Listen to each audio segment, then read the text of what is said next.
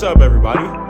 If you're new to this is a little series I'm calling Movie Time, where I review movies and talk about movies and whatnot, pretty much everything. And in this episode, it's not really an episode, in this video, or this particular installment of Movie Time, I'm gonna catch up on every movie I missed in June, meaning I'm gonna review Spider-Man, Across the Spider-Verse, The Flash, and Transformers: Rise of the Beast. So if you want to hear me talk about it, stick around. If not, click off this video. Yeah. Or you can just keep watching, either way, if you want to be entertained, maybe. It's up to you. Okay. Movie time. The Flash, it's honestly kind of weird. I don't really know how I feel about it. It was a movie. It wasn't too crazy, honestly. Without spoiling anything, it's basically just about Barry goes back in time, fucks up the timeline, as usual. After he messes up the timeline, Batman shows up and everything, and honestly, I can barely remember the movie, just off the top of my head. It's not bad outright. I'm not gonna say it's a bad movie, because it has fun concepts and a lot of creative ideas, and I always appreciate creativity in movies, always. It's just right smack in the middle. It's nothing too crazy. It was advertised as if it was gonna be the best thing of all time, but it's really not. It's just a Flash movie with some cool time travel elements and some nice science fiction stuff in there. Yeah, it's alright. That's pretty much it without spoiling it. Now it's time to actually spoil it. So, spoilers, I guess. Getting more specific into how Flash fucks up the timeline, he saves his mom from dying through a very, semi-interesting time travel concept where he goes back, stops his mom from dying, stops his dad from getting arrested, and then that leads to the entire timeline getting fucked up, which leads to Michael Keaton coming back as Batman, which leads to Henry Cavill not making it to Earth, which leads to his cousin, Supergirl, taking over the role and having to defeat Zod, because Zod shows up and causes a lot of mayhem. And that's pretty much the best way to describe it, spoiler-wise. Not gonna lie, the general Zod stuff was kind of cool. Wasn't too impactful, though, because I don't have that big of a connection to Man of Steel. Supergirl, though. Supergirl was awesome in this. I really liked Supergirl. Supergirl was one of the standouts of the movie for me. I think Sasha Calais, I think that's how you say her name. She did a great job as the character. It was like a nice little edgy take on Supergirl. She had short hair and whatnot. She was kind of dark, beat the shit out of a few guys. That was cool to see. Oh yeah, since he fucks up the timeline, he meets another version of himself in this timeline, and there's two Flashes. That dynamic is somewhat interesting because it's like a younger version of himself, and the character has to deal with a dumber version of himself, even though he's already a dumbass, which is a lot of fun to see him juggle with how annoying he is. Besides Flash and his younger self interacting, I'd say the character of Batman is pretty interestingly handled. He has one of the best sequences in the movie, in my opinion. Actually, my favorite sequence in the entire Flash movie is the prison break sequence, where they break out Supergirl to help them fight Zod, and fighting Zod in a big desert area. It's not too entertaining. It's not that nice of a setting to have a big climactic final battle in. It's just kind of a wasteland, so it's kind of bland, but it's cool to look at.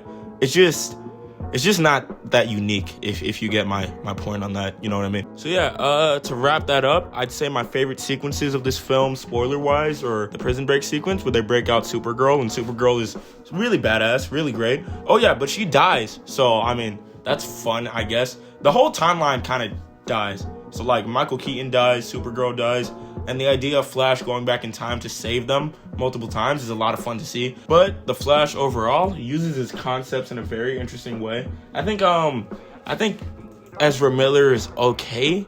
Honestly, I don't totally, I'm not 100% into his performance. Never really have been, but the script kind of saves him, so it's kind of fun to watch. It's just a fun way to waste 2 hours, I guess. So it's slightly above average, because I wasn't completely bored out of my mind the whole time. There were some sequences that I really enjoyed, but for the most part, it's skippable. Like, you can miss out on the Flash. It's nothing too crazy. It was advertised as being something insane, and I wasn't really hyped to see it because I went in with no expectations, but it didn't really go over my expectations. It was right in the middle with a little bit of stuff that piqued my interest. So it's a 6 out of 10.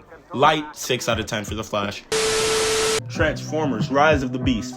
Okay, so Transformers: Rise of the Beast is also a movie like the Flash. You know what I mean? It's actually pretty good though. Not gonna lie, the Transformers movies for the most part are like dog water. Pretty sure we all agree on that universally, I think. Anyways, Transformers: Rise of the Beast. I'm getting off topic. This movie, It's pretty entertaining, actually. It's a lot of fun to follow. Characters aren't that interesting, but I don't really come to Transformers for interesting human characters. The human characters are kind of alright, but that's not that much of a complaint. I'm gonna be honest, they're on par with, for me at least, they're closer to like the engagement I had with Shia LaBeouf at the beginning, like in the first 3 Transformers movies. And the 4th and the 5th Transformers, those humans are like really, they're not that good. But this one has an emotional core with one of the main characters and his brother, which is a lot of fun to follow. And it makes the movie a lot more engaging than a lot of the other recent Transformers movies. This movie also has a lot of pretty good Transformers stuff. Like, I like seeing the big, badass robots talking to each other, and just, I like seeing them battle it out, and this movie has a lot of that. The human stuff and the Transformer stuff is separate enough, and it also works really well together. Like, it meshes together a lot better than it did with the last 2 movies, because Jesus Christ. The Transformer stuff is a lot more interesting this time around than it was in the Michael Bay movies, for me at least. And yeah, it's a pretty enjoyable movie. Yeah. Now I'm gonna just spoil the shit out of this movie. So yeah, spoiler warning for Transformers Rise of the Beast. Now, Transformers Rise of the Beast is another movie I also saw 2 weeks ago and barely remember, so I'm not sure what I can spoil, but I will do my best here. So Optimus Prime and the gang, they see a distress signal in the sky and they kind of have to rush towards it. I think like not halfway, it's like the inciting incident of the movie. And at the same time that Optimus Prime calls all the homies to meet up, so they can all fight, not Megatron, but some other Decepticons who aren't as interested. They're not Decepticons, actually. They killed like the animal Transformers, and they destroyed the animal Transformers homeworld. And those animal Transformers also show up in this movie. I forgot how, but they're there, and they they do a lot of stuff with Optimus in them. Blah, blah, blah, blah, blah. Basically, one of the humans gets dragged into it because he's stealing a car, and the car he so happens to be stealing is an Autobot. So they all meet up, the Autobot grows attached to the human, and is like, yo, this is my homie. Autobot Pete Davidson is like, yo, I love this guy. Yo, the Optimus, you should really let him help us out, you know what I mean? And Optimus is like, who the fuck is this human? He's a human, I don't trust humans. And then the Pete Davidson robot is like, hey, Optimus, chill out, he's the homie, you can take him with us. Something like that. And then the dude is like, man, I don't want to go. I'm good. I don't really want to help you guys out. I'm scared. I have a family. I have a brother, and he has sickle cell, and it's sad because his brother's kind of cool. By the way, the main character's performance is pretty good. I forgot the actor's name, but he's doing a pretty good job. Bang up job for him. And then he goes home, and his brother's like, what the fuck are you doing, bro? Go save the world. So he goes to save the world. And him and Optimus Prime and all the Autobots, they travel to Peru. And in Peru, they do some stuff, go on an adventure. Why do I keep saying that? As if we don't already know that they go on an adventure. Autobots do stuff, I guess, and Jesus Christ, I think I remember how much I've forgotten this movie over time. I'm gonna just cut to my goddamn opinion. Okay, overall, from what I remember of this movie, it was really badass. Had a lot of cool action sequences, a lot of fun moments, and it wasn't as childish as the Michael Bay movies, at least in my opinion. Not that his movies were childish. No, they were. They were very childish. Transformers in general is a very interesting concept, and I think this movie does the concept a lot of justice, you know what I mean? Except its ending is kind of weird to me. Teasing G.I. Joe and doing a Transformers crossover, it's cool. I mean, it's basically just like nostalgia bait, but it's kind of cool. I'm not excited to really see what this concept goes, I'm gonna be honest. I have no hype or really connection to it, but it could be interesting, you know what I mean? Transformers and G.I. Joe, my dad will probably like it, because my dad's a 40-something-year-old man who grew up on this. But hey, it's cool. It's a neat little action-adventure film with some Transformers and some world-ending stakes, and Bumblebee dies and comes back to life and does some badass shit. So overall, 7 out of 10. Enjoyable. Better than most of the Transformers movies. Spider-Man Across the Spider-Verse. Okay, 1, this movie's great. 2, everything about this movie is, I can't really even capture how I feel about this because I feel euphoric about everything in this goddamn movie. I've seen it 3 goddamn times with like 3 different groups of people. Bro, I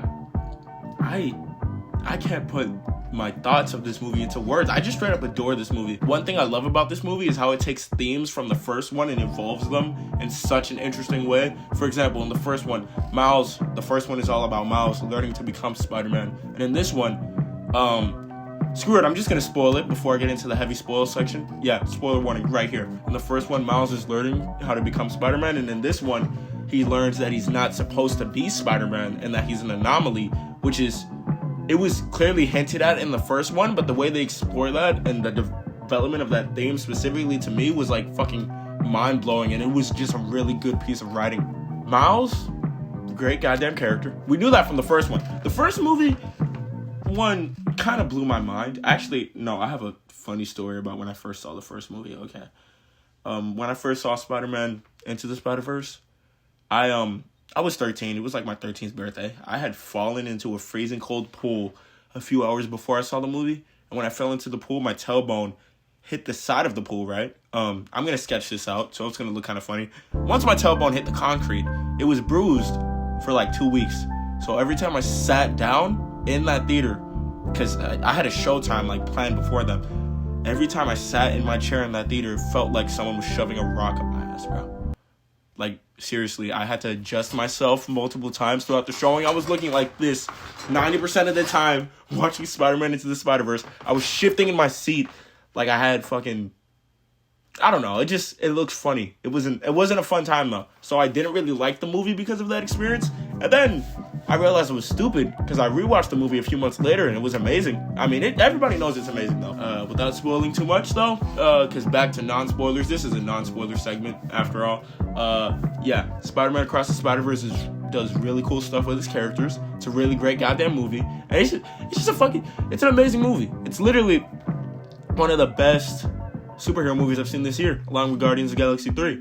Yeah, and I don't know what's going to beat it this summer, because the other two movies that were on here weren't as good as Spider-Verse, but I wasn't really expecting them to. Oppenheimer might be pretty good, so will Barbie, but yeah, we'll see. Spider-Verse, though, it's going to be hard to beat this one. It was amazing, yeah.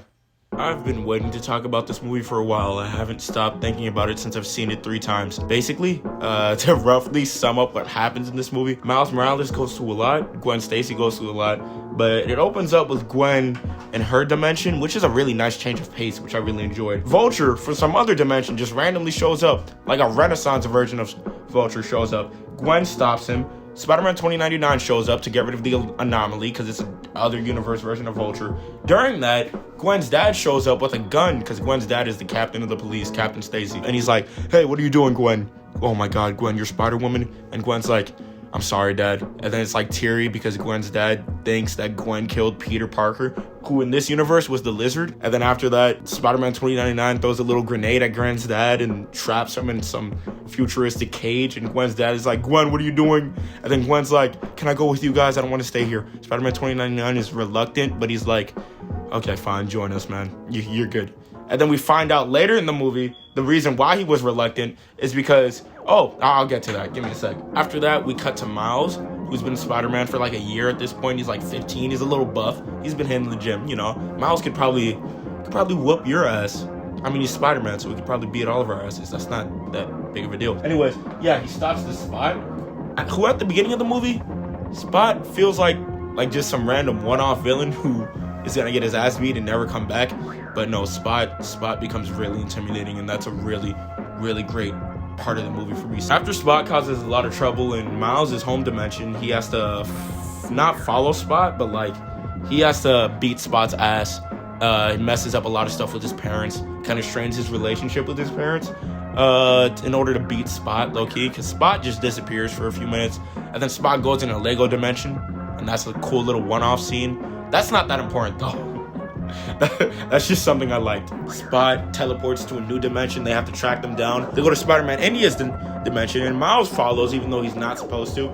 Typical Spider-Man stuff. He ends up in the wrong place, wrong time, you know what I mean? And then Miguel is like, bring Miles back to the dimension, because Miles messes up some stuff in Spider-Man India's dimension, and he messes up a canon event, which is something that needs to happen in order for Spider-Man to like be Spider-Man in every single universe. For example, Uncle Ben dying is a canon event. Captain Stacy dying is also a canon event for some Spider-Man, like in the Amazing Spider-Man. Pretty much, canon events are pretty important. So Miles goes to that dimension with a bunch of spider people in it, meets up with Miguel, and Miguel's like, bro, yeah, you disrupted a canon event, and you probably shouldn't disrupt the next one, which is your dad dying, by the way, in case you didn't know that. And Miles is like, okay, I'm not gonna let my dad die, like, you're insane. And then Miguel is like, I didn't ask you, bro. You're gonna have to actually just let your dad die. I'm not asking you, I'm telling you. So that leads to Miles getting pissed, throwing a little bit of a fit, having a badass fucking scene, like that entire scene. Oh my god. Miles breaks free of whatever's holding him in from Miguel, like shocks open the cage, right? Oh, and Spider-Punk is there. Spider-Punk's an awesome character, by the way. I glazed over him, but he's amazing. All the scenes he was in, he was just magnetic. Spider-Punk's amazing. Everyone loves Spider-Punk.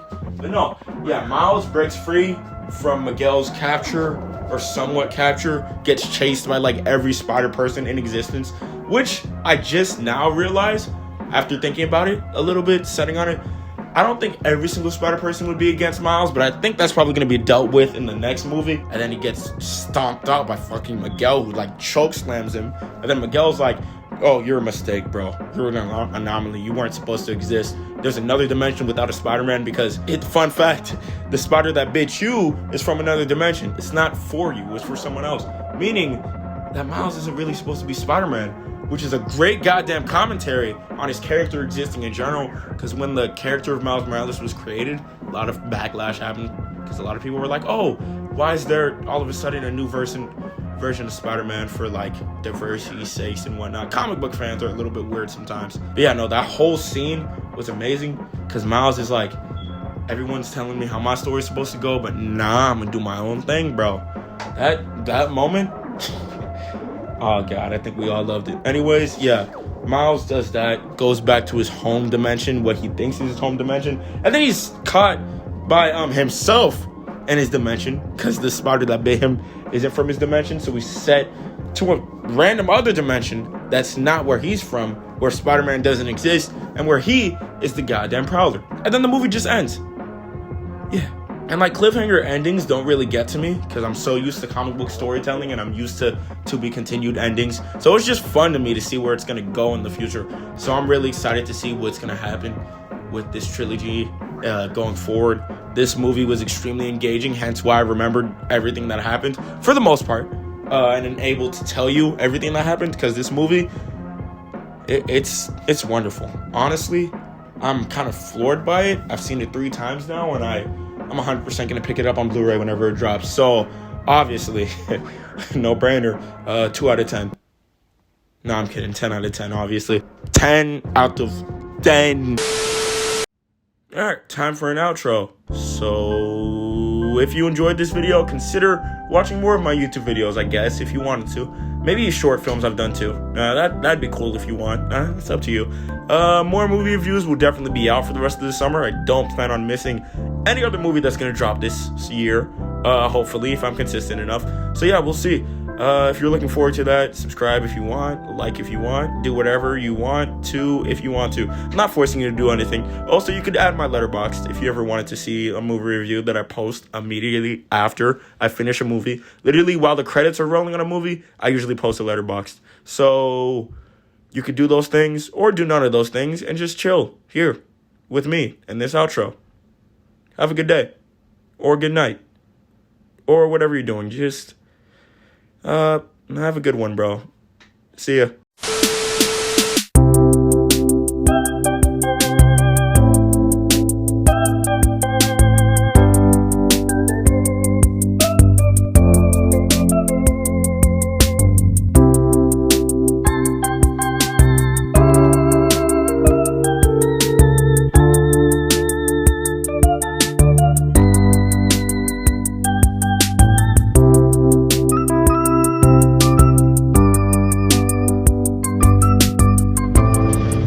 Metaphor for capitalism.